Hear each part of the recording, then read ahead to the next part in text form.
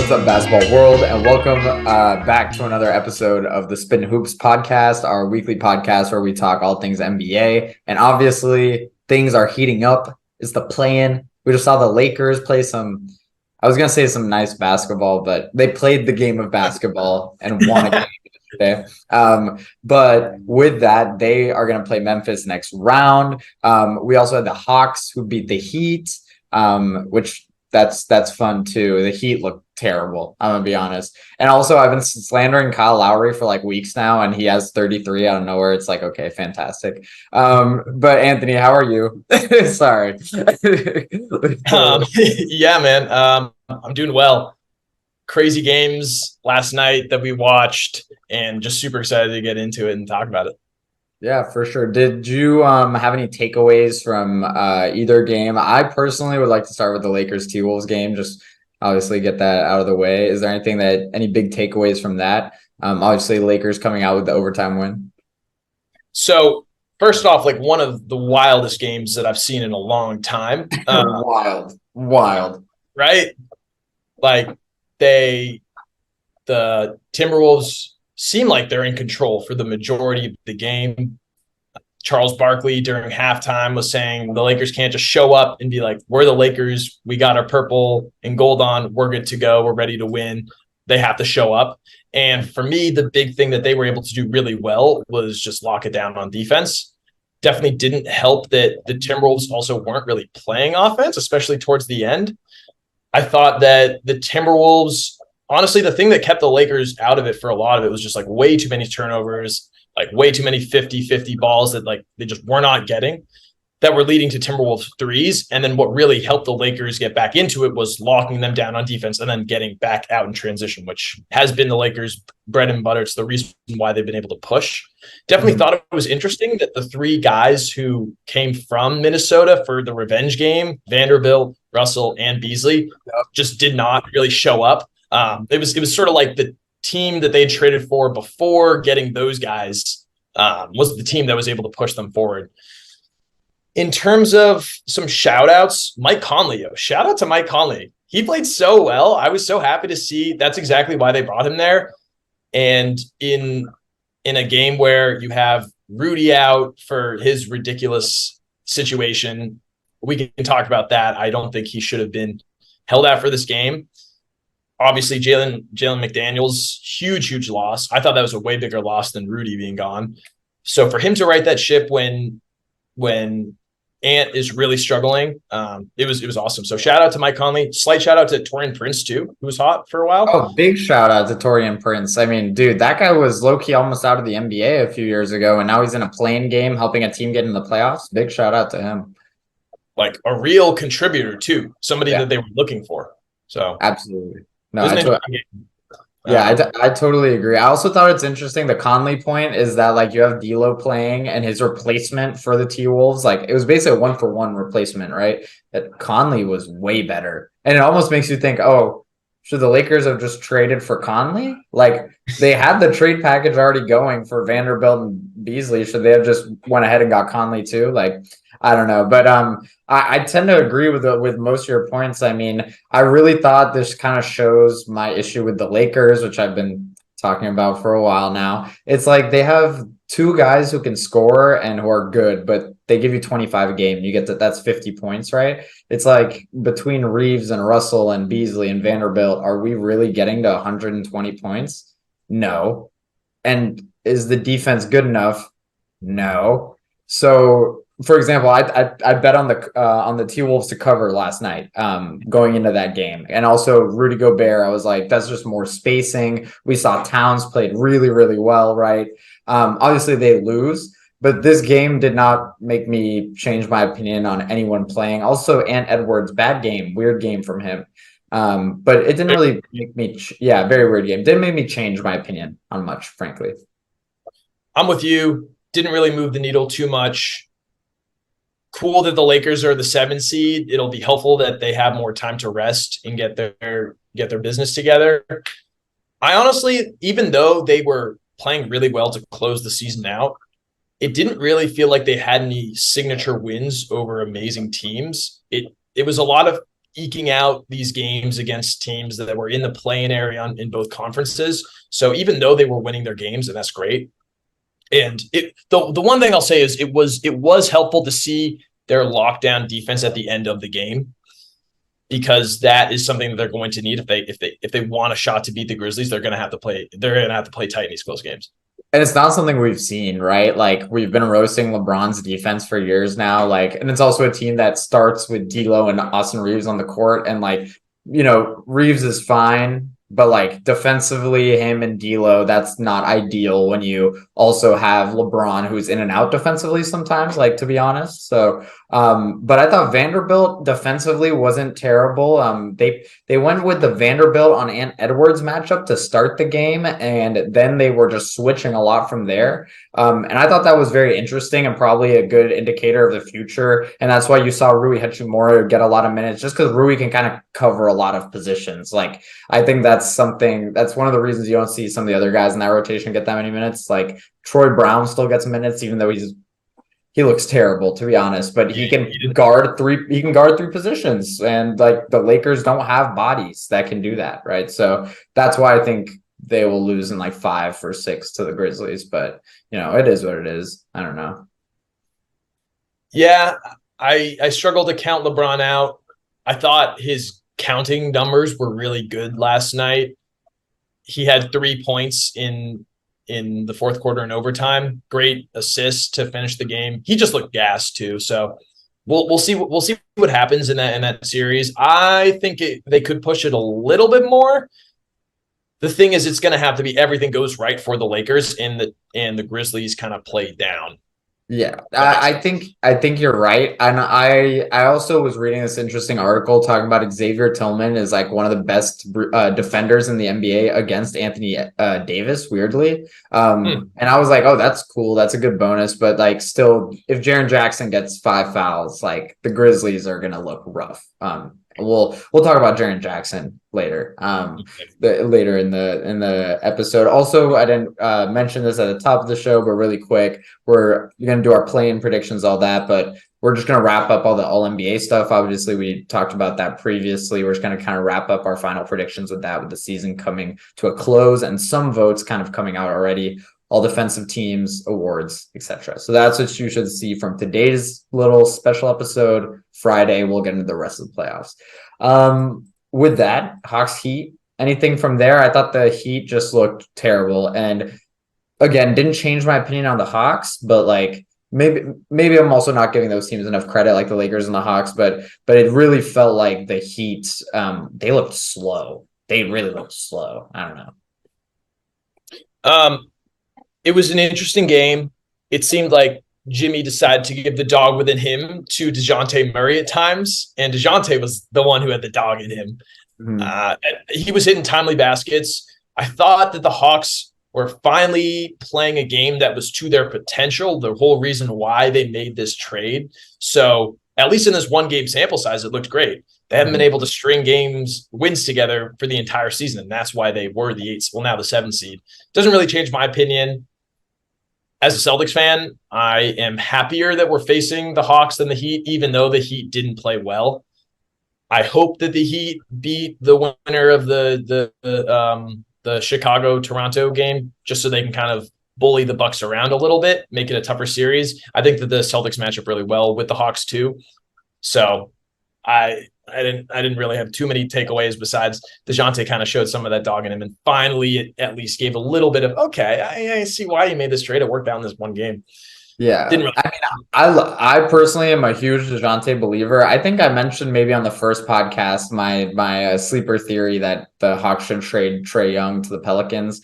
I think I mentioned that at some point, but I think DeJounte is great, but honestly, Trae Young was fantastic last night. I'm not a believer in Trae Young, but the Heat play this very switching defense, and they switch everything, right? And then they'll switch to zones, really aggressive zones. But the way you really attack that, the reason they do that also is to cover they have so many defensive liabilities between Lowry, Hero, Robinson, etc. And something that Trae Young does really well is he's fast, right? He makes quick decisions, and they're not always good decisions, but he makes good.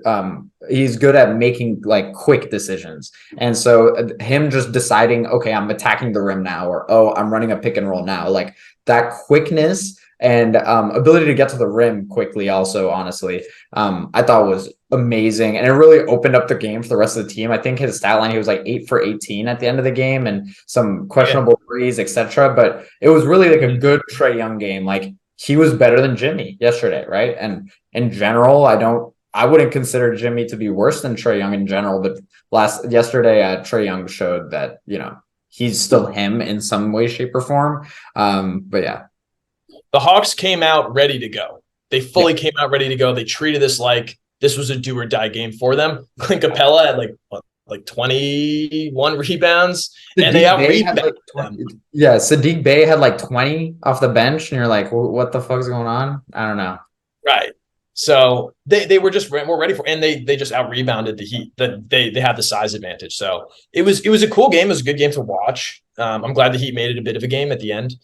Doesn't really change my opinion too much on anything. I'm, as a Celtics fan, again, I'm just kind of relieved that we're not facing the Heat. Not necessarily because I think that they're like a better team or they could beat us. However, I just know that when they see us, they get excited, and I'm not a fan of that. So yeah, and also you guys have like this guard depth that at the end of the day, it's like the Hawks guards are who's going to beat you, right? right. And you guys have Derek White and Brogdon and Jalen and Marcus Smart. At some point, it's just a great matchup for you guys, in my opinion.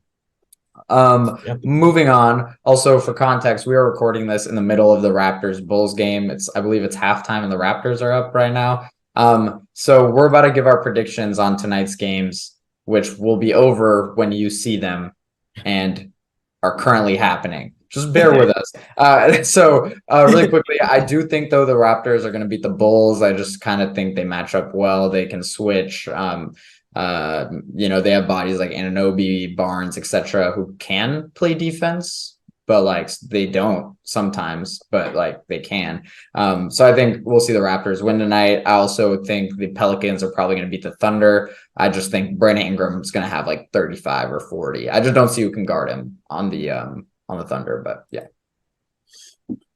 Partially because the Raptors are currently up 11 as we're speaking. Okay, there we go. I'm gonna also pick the Raptors. I like to say I would have picked them before just based on their defensive versatility. They have so many bodies they can throw at DeRozan and Levine, and the Bulls are not a great defensive team. As for the second game, I'm gonna go on the other way here. I could totally see Shea having a great game. I could see Jalen Williams kind of just popping off. It's a one-game thing, so I feel like they would prefer to just kind of build on this momentum that they've done so well with. And so I'm just gonna gut feeling. I'm gonna take the Thunder tonight. I mean, it's a one-game like playoff, like anything can happen. And also, I would rather the Thunder make the plans. And on the other hand, could you see the Thunder then beating the T-Wolves potentially in the next play-in game? Depends.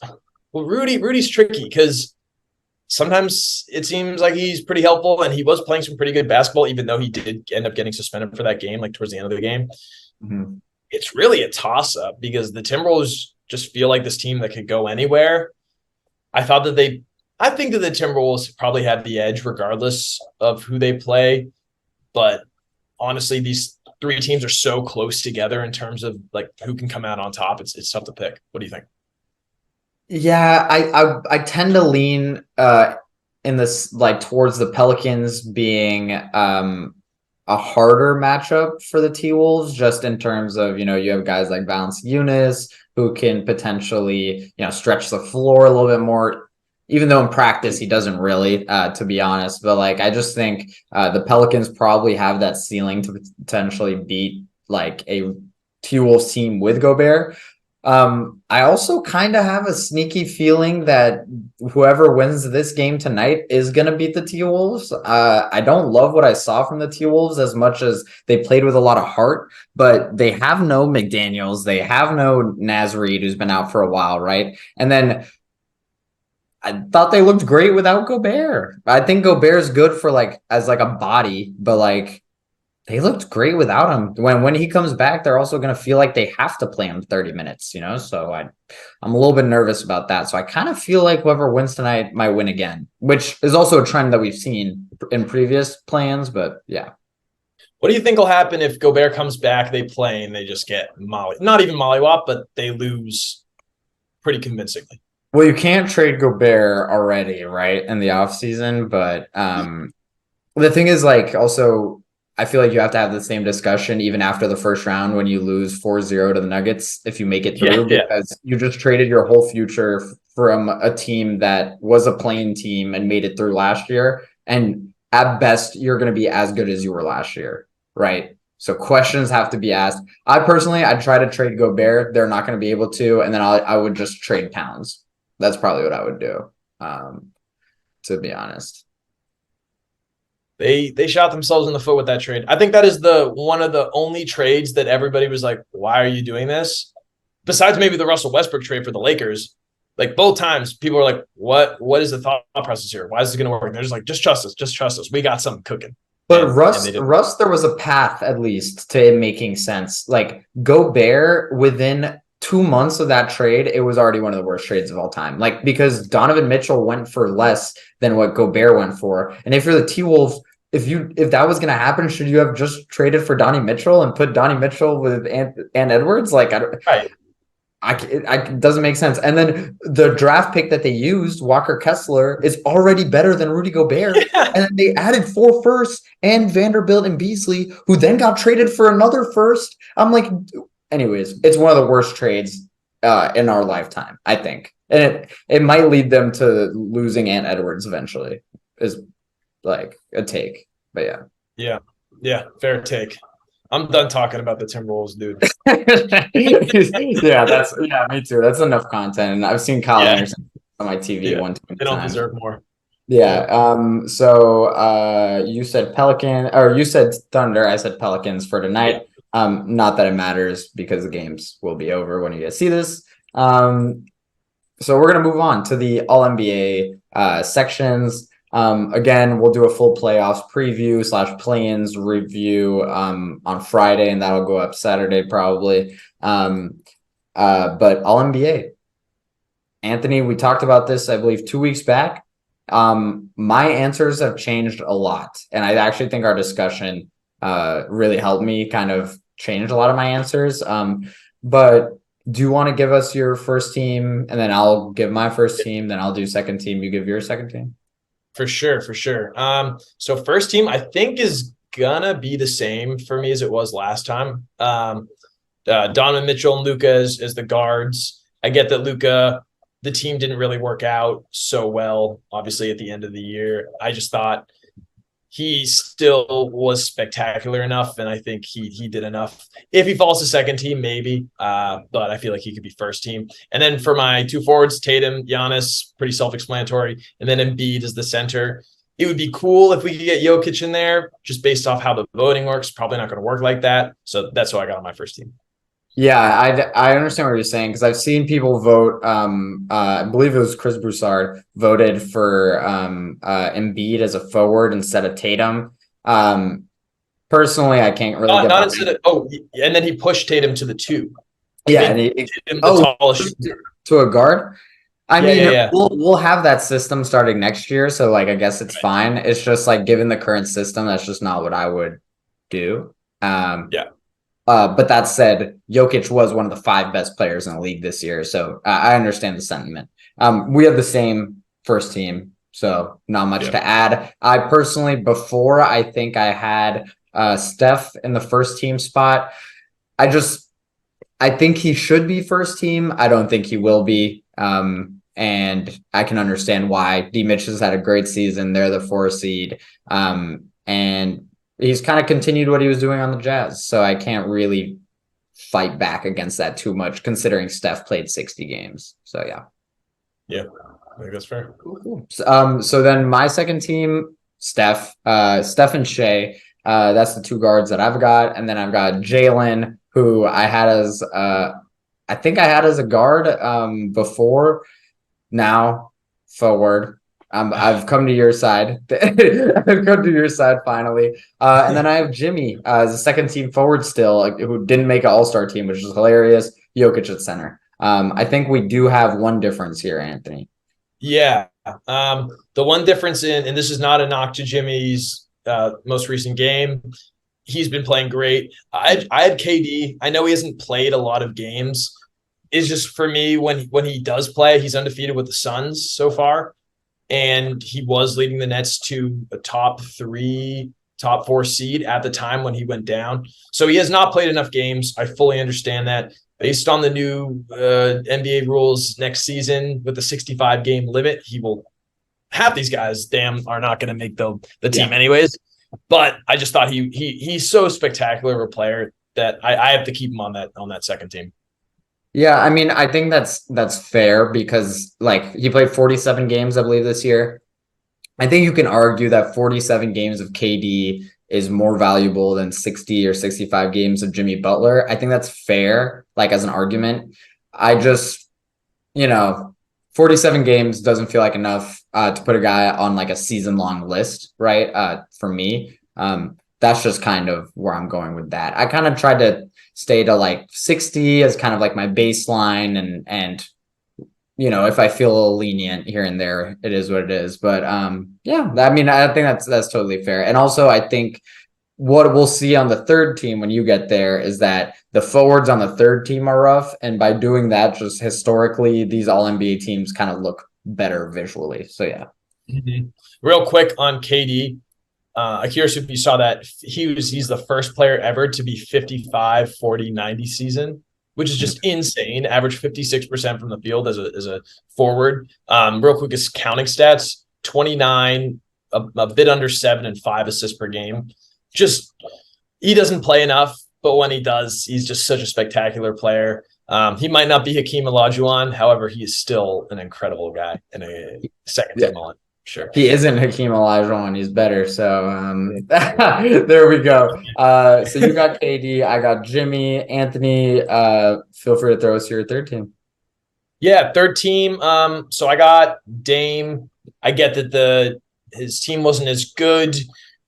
The difference between an MVP / DPOY, all the individual awards versus the all NBA, I don't really take as much into account the final records. Just personally, and I thought his season was absolutely remarkable. So Dame, Ja, enough to be said. The second seed just deserved to be on there. And then, I was gonna put Braun, but I don't know if I want to put Braun on there anymore. The reason I was gonna put him on was because his counting stats are also amazing, and he played more games than KD, and they were only a few games behind. However, I would put him there. I feel like the voters are going to put Triple J there. Ooh. However, yeah. I love that.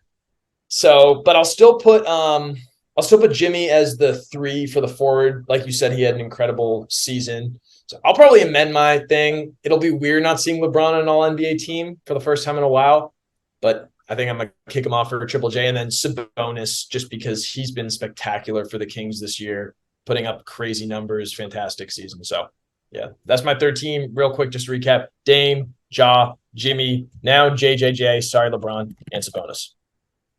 Cool. I mean, yeah, LeBron, I kind of just have the same issue with KD. I just don't think he played enough. And I think LeBron, to a lesser degree than KD, I actually don't know if you can argue as much that like 55 games LeBron this year was better than like 47 games of KD, right? Sadly, so no. Yeah, I don't think so. I think our differences kind of come from what I think the voters are probably going to do. So I have Markkanen and Randall in the forward spots, which I don't like. I don't really like the fact that Randall or Markkanen is on an all NBA team, to be honest. They were not. I don't think either one of those guys was one of the 15 best players in the NBA this year, to be honest. I think Brunson was better than Randall this year. So, there you go. Yeah. But I do have Sabonis, Randall, Markkanen. We both had Dame, and then I just had Fox instead of Ja. I just don't think Ja has the media attention right now where he'll get votes either. But if it was up to me, I would put JJJ instead of Randall, and I would put Ja instead of Fox. So pretty much would just have the same thing as you. I just have Markkanen at that forward slot if it was up to me. But I do think just the voters like this Fox story. They're going to get him on the third team, maybe even second team. I think there's a chance Fox makes second team over Steph, to be honest. But we'll see. We'll see. Overall, I have seen also some people vote for Luka as the second or third team forward. I don't know what you feel about that, Anthony, but I just can't really get behind that. Luka's not a forward, in my opinion. So I definitely don't think of him like that now. For some reason, I kind of viewed him as a forward when he first entered the league. yeah. I don't know if there was who was the point guard on the team when he was a rookie. Do you know? Well, I mean, they had Brunson, and I don't know if I think Barea was out the league by then, but like they've always had some sort of like tempo point guard like in that system. Yeah. Right. So I kind of view him similar like to the play style like LeBron plays. Like LeBron could easily have been a point guard for his career. So that's why I don't really have an issue with putting him as a wing, I guess. We got to start changing these to front court, wing, back court. Might help a little bit. They're going to go positionless, so we'll see what happens. I don't really have a problem with him down at the 3, though, just based off of how they play. They didn't play great.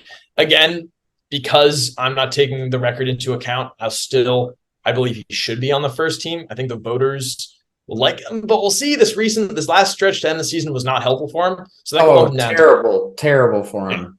Yeah, no, I totally agree. And then I mean, awful for the Mavs. They're having a PR disaster. No, I totally agrrie. Dude, it's terrible, and his body language was awful for a lot of those games. And he didn't help the situation. Like it wasn't like, oh, our whole team's checked out. Like I'm gonna be locked in. Like Luka got checked out, right? So I can understand that criticism, but dude, he was still by far the best player on a team that, if you look at the peripheral pieces, it's like not a good team, quite honestly. I never thought I'd see the day where all 3 Texas teams did not make the playoffs. Oh, great point. Yeah, actually, yeah. Here we are, right? Yeah, the Spurs for our whole life, the Spurs, Mavericks, and Rockets have been 2 of the 3 minimum have been very good. Yeah, that's an interesting point. I didn't think about that. Right. Isn't that weird? And your state's popping off. Yeah, a whole Pacific Division already qualified, which for the first time in history, which I am pretty surprised about. But then I'm also not surprised about because the Kings are in the division. So even the Kings, and even not to shit on your fan base, but there was that big stretch of time in like the late 90s, early 2000s for the Warriors too. So like it kind of overlapped in a way that like wasn't gonna help. And the Clippers were trash for a while too. No, don't. That's not messing with my fan base, bro. That's if anything, that's like you're empowering us, because people forget that we like didn't make the playoffs like 15 years straight, or like maybe not 15. It was like 10 years straight from like 95 to like 2007. So yeah, thank you. Thanks for the public. The Warriors were such a meh. They were such a meh team for the longest time. And now they're just in this like tier with the Bulls and the Lakers and the Celtics that even the Spurs didn't quite reach, even though they had so much success for whatever reason. I think they didn't have the concentration of chips like the Warriors had. And there was also like some sort of like dominance. Like I personally would argue that 2017-18 or 16-17, Warriors. I think that's the best team of all time. It's the best team I've ever seen for sure. But I think it's the best team of all time. But the Spurs don't have a team that's really even in that discussion, frankly. Right. I mean, that 2013-14 Spurs team was fantastic just based on how they played. They carved the Heat up so quickly.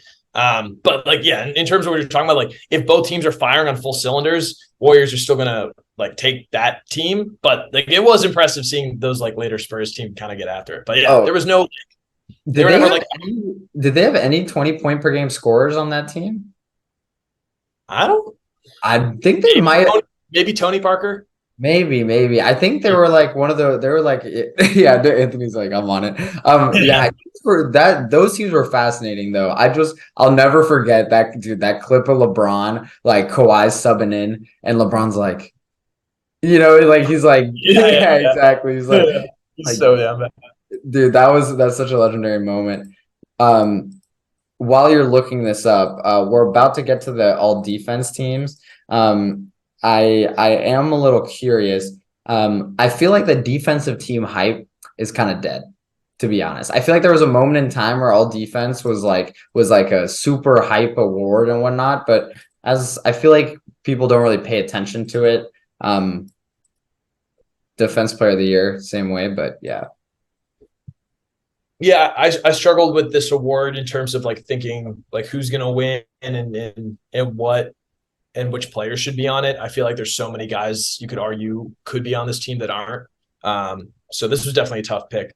Real quick on your question about the Spurs, not only did Tony Parker not average 20 points a game, he averaged just under 17. He was the leading scorer. So Tim Duncan was second with 15, Kawhi with 13. That's crazy, yo, that they just had a bunch of guys that just went like crazy in the finals. Like Boris Diaw, you're like, dude, what? Yeah. Like, what is going on? Okay, with that, pretty proud of myself for remembering that off the top of my head. We're gonna get to our all defensive teams. We're gonna cover the awards later, but do you want to just talk about Defense Player of the Year really quickly before we talk about our defensive team, just for some context? Sure. It's for me, it's going to be Jaren Jackson Jr. So that's why I think he'll also make a All NBA team. I get he was a little bit late to the party in terms of games played, but I feel like his contributions on the defensive end for the Grizzlies are just so amazing. If he can stay out of foul trouble, he's just so elite and versatile, and can guard like at least 2 through 5 and serviceably 1 through 5 if he's not an all-star point guard. So it's for me, it's pretty close. There are some guys that deserve some consideration. I don't think this will be too big of an argument, though. I agree. I think there's a lot of Mobley and Lopez chatter, right? But Lopez is protected by Drew and Giannis. I just almost categorically cannot vote for him because of that. Mobley, though, I really like the fact that Mobley got a lot of attention. And I think in the past when we talked about this, it's felt like a 2-horse race between Lopez, JJJ, and then like Mobley after. And I like that Mobley's gotten a lot of attention because the same reasons I like Jaren, I like Mobley. You know, Jaren covers for so many minus defenders. Same thing with Mobley. And you could almost argue Mobley has to have like fit different roles more than Jaren. Like he has to play center. He has to play power forward. Sometimes he's the guy covering the low man, and sometimes he's out switching on perimeter guys. Jaren does the same thing, obviously, but I have Jaren, but I wanted to show some love to Mobley. I just think Jaren is the best, like eye test with numbers. Yeah. And then if you again look around at the rest of his team, like these are not plus defenders, and he makes them look fine and has done it consistently. People have also roasted his minutes played. I think I'd rather look at the end results than his minutes per game average, frankly. So yeah, I fully agree. Also, quick other thing on Mobley, they're from their 1 to their 3, they don't have any defenders on that team.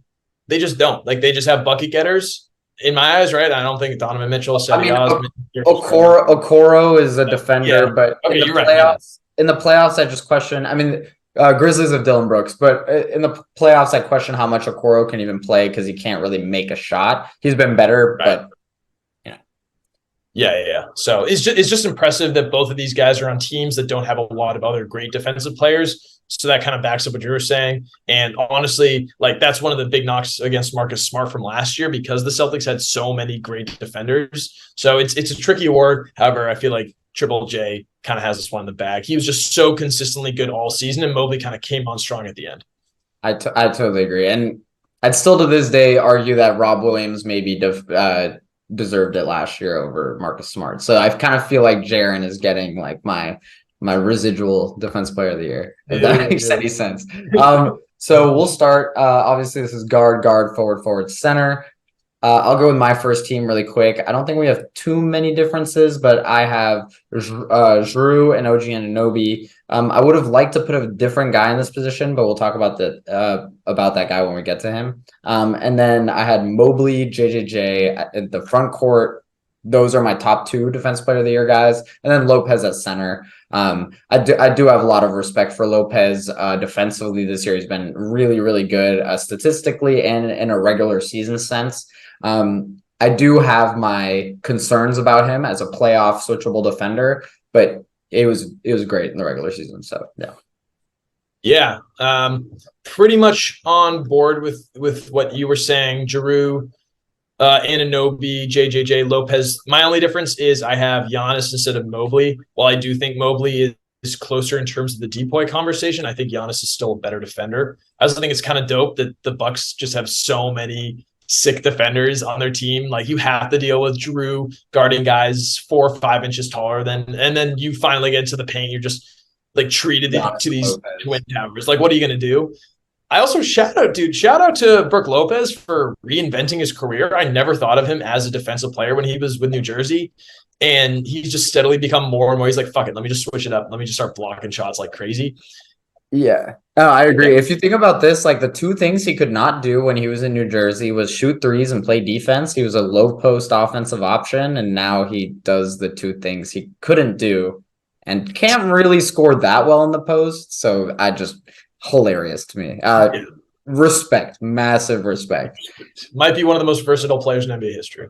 I totally agree. The Giannis discussion is a little bit I don't know. I don't have him on either of my defensive teams. I'll just say that now. I just think Giannis this year wasn't as good defensively as in years previous, and I thought there were some guys that were better. Giannis is better on defense than a lot of these guys as like a player. He just has to carry an offensive load that's like a little bit ridiculous.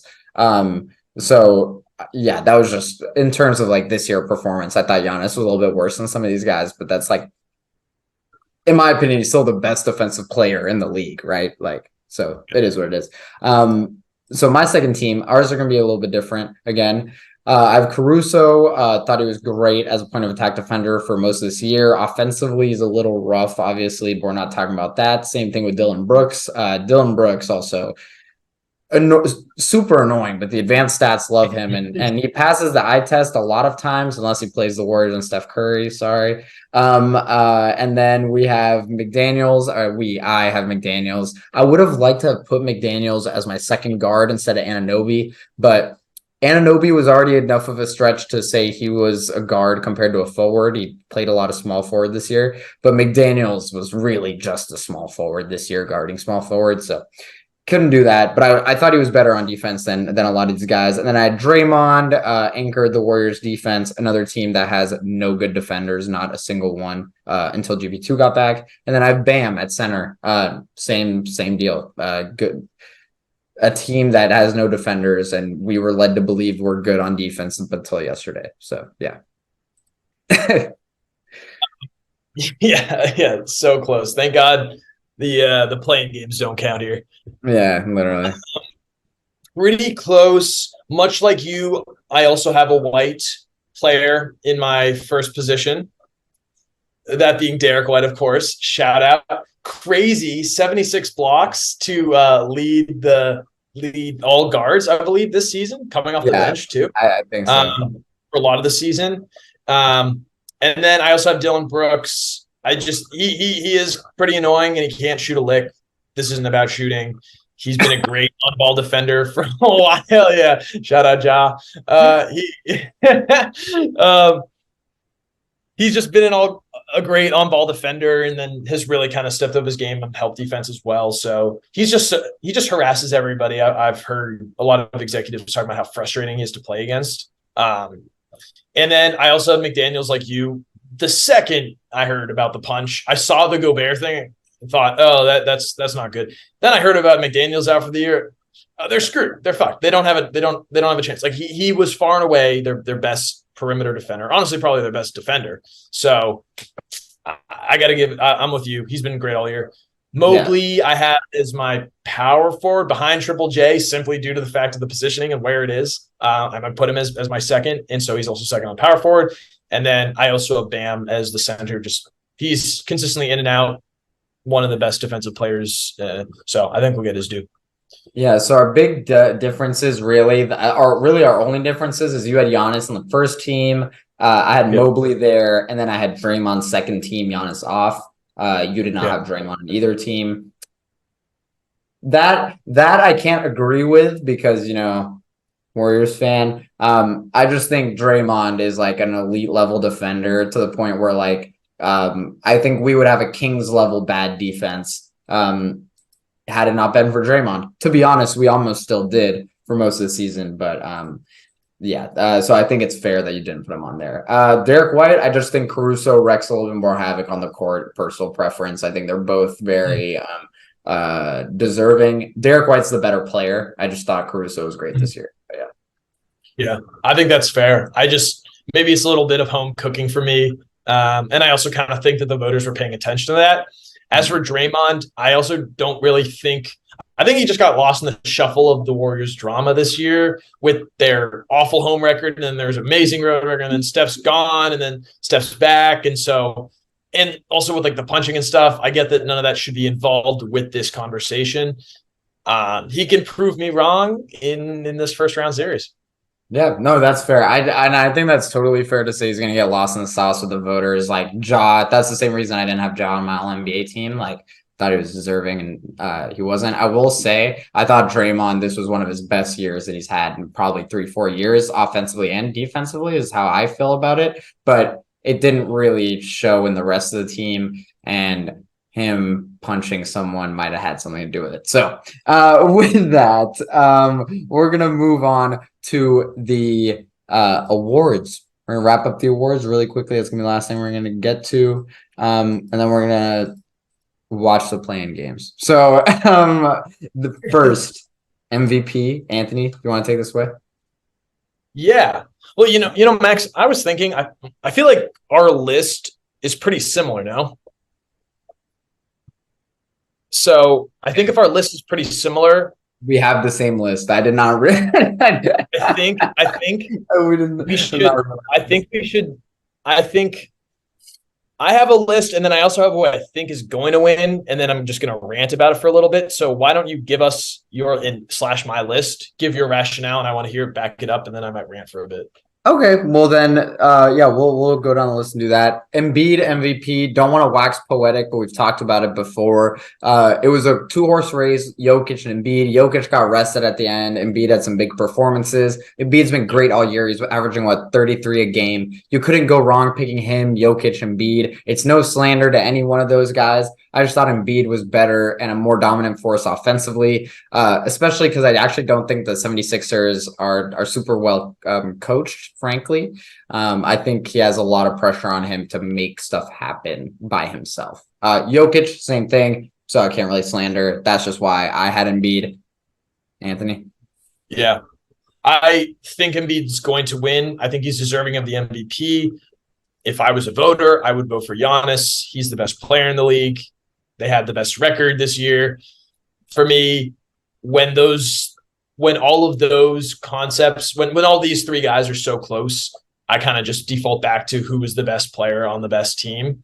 And so for me, I think it should be Giannis. I'm with you. Embiid's been incredible. I don't think there's a reason why he should not be MVP. He's had an MVP year. And it's the LeBron effect, I guess, for Giannis right now. Yeah, and I think that's totally fair. If I don't know, if the history of the way the MVP has been voted on previously didn't exist, I would 100% agree with you, right? But there's just been too many times where we've ignored the best player, even if they were on the best team, in my opinion. But it is what it is. Moving on, Defense Player of the Year. We both have talked about this a good amount already. JJ, I have Mobley second. Anthony, is there anyone else you have second you want to highlight really quickly? I could see Brooke maybe getting that second consideration, but I'm pretty close with you. I don't think it's going to be that controversial race. Yeah, that said, I do think there's a good chance that JJJ does not win, which personally to me, I would be pretty disappointed. I really feel like JJJ is the best defensive player in the NBA. So that would be a little bit tough. Especially because I think there's a gap. I like he might not have played the most minutes, he might not have played the most games, but really, when you look at it, this is a 6'10" guy who can guard any position and covers for so many players. So I'm a little worried he might not win it, and I feel very passionately that he should, frankly. Most improved player, Lauri Markkanen. I think the other argument is Shea. I just think there's voter fatigue in the other way of last year. Ja got it going from like a 20 game score to all-star. Shea did the same thing this year. I don't think they're going to run it back on the voting like that. But yeah, so I got Laurie. I thought he was great this year. I thought he was fantastic. I also thought he was fantastic. Damn, I haven't even thought of Shea like that. Wow. Yo, I might switch that up. I might switch it up just for the sake. I think Laurie will win it, though, like you're saying. But based on the record, Shea kept this team that was expected to be a lottery team afloat to the point where they've made the play-in tournament, and the Jazz kind of sold. Obviously, they did make some trades during the season to start to try to tank. I think it's a toss-up, honestly. I'd slightly pick Triple J, but I'd honestly pick what's his face, the other one I just said. But Laurie's probably going to win it instead of Shea, unfortunately. So we'll go. No, you're gonna go with Shea over Laurie. That was what you were trying to say. I got you, brother. Yeah, I mean, I tend to just kind of feel like the gap of improvement is a big deal for me. And Lauri Markkanen looked horrible at some points last season, to be honest. And he was all-star this year. He was all-star this year and brought a team that I think they could have made the play-in. I wonder if they don't trade everyone. If they do, they probably do actually. But the Thunder also kept the same team for the whole year. So that's one thing. So I guess what I'm hearing is like from you is that's kind of a good point. Like maybe Laurie was here and went up to here versus Shea was like here and then went up to here. So the gap was most improved player. Exactly. That's why I thought Jordan Poole should have got it last year, is that the guy the year previous spent the first half of the season in the G League, and the year after he's scoring 18 a game, right? And it's like, if you just look at that line of improvement, it's a little crazy. But also Ja went from like 20 a game to 30 a game at some point. Like 10 points per game is a little crazy last year too. So can't flame it too much. Finally, I think the most evident award, Rookie of the Year, I think it's by far the most evident. Banchero. I don't think there's a discussion. This guy is gross. He's nasty. He does stuff that teams are doubling him off the rip of games. Like it is crazy. I don't know if his peak is ever going to be a first team All-NBA peak, but that guy he's different. Walker Kessler and Jalen Williams deserve a bunch of consideration. I don't think they are close to Banchero, in my opinion. Jalen Williams, had he done it for a full year, might have actually beat Banchero. I just thought he did what he did for 3 months, and Banchero did it for the whole year. So, yeah. Totally. 6'10", 250, NBA body, coming into the league, putting up 20 points per game as a rookie. Magic didn't really take it very far, but like, what are you going to do? There's not too much to say. I feel like it's Banchero, and it's not even close. Yeah, I know a lot of people like Jalen Williams, and I think you can think that Jalen Williams might actually be better than Banchero long term in terms of ceiling. Sure. It's just difficult for me to watch Banchero and watch Jalen Williams and think that Jalen Williams is better than Banchero. To be honest, that's just what I think. One of them is the number one option on his team. The other one is a hugely key contributor, but I just think there's levels. It is. I mean, Jalen Williams has in our mind, a second team guard playing with him, so it makes life easier. Imagine how good Banchero would be with Shea on his team.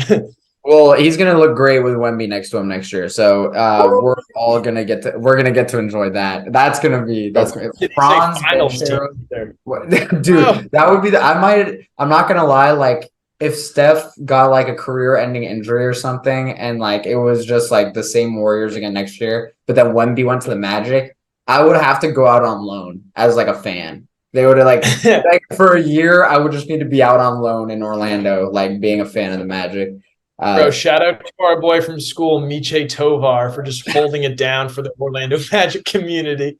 One of the most diehard Magic fans I've ever seen.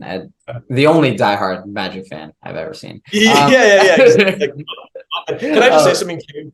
Can I just say something? I have so much respect for people that are fans of the most random teams. Like I was talking to some dude a couple of weeks ago, and we were just talking basketball, and he knew his stuff. So I was like, "Oh, like what? You from around here? Yeah. Oh, I'm like, nice. Your team Celtic?" He goes, "Nah." I'm like, "Okay, who's your team?" Pacers. Like Pacers? Why do you like Pacers? Reggie. Like, okay, I'll take it. How long you been a Pacers fan? Since Reggie. Great. All right, cool. Love it. Great reason though. Like you just went. The fact that he gave one word for his reason of being a fan and you were like bet like means like he's him. Yeah, literally. No, that's funny. And then finally, coach of the year. I got Mike Brown. You got Mike Brown. Yeah. I mean, they broke a 20-year record with a team that was pretty much the same as last year outside of Murray and Herter. And and Monk. I guess that's a lot of wing depth and scoring, but like no defense, and they still managed to figure it out. Sabonis looks amazing. I think Sabonis is like a super slept on NBA player who went from scoring 25 a game on the Pacers and being a number one scoring option to this guy who's facilitating behind the back handoff DHOs. You're like, what is going on? I think it's fantastic. Great job by Mike Brown. And I'm glad that the Warriors taught him well.